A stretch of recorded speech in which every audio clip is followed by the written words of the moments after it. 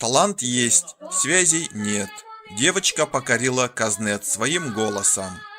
В сети появилось видео выступления девочки с расческой в руках. Пользователей Казнета восхитил голос исполнительницы.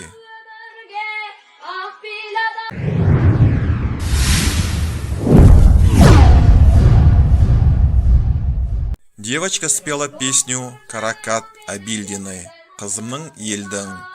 По всей видимости, выступала она в домашней обстановке перед гостями, а в руках вместо микрофона держала расческу.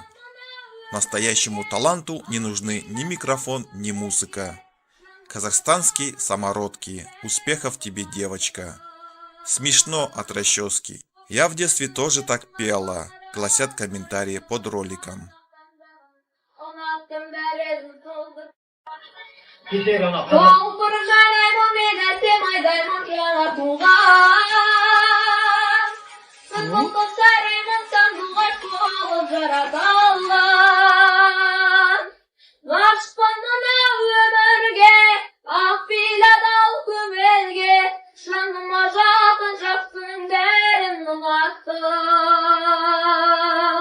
Көктемнің көркем мақпалдарын, арайлап атқан ақ таңдарын, ұнаттым дәлізін солдыр.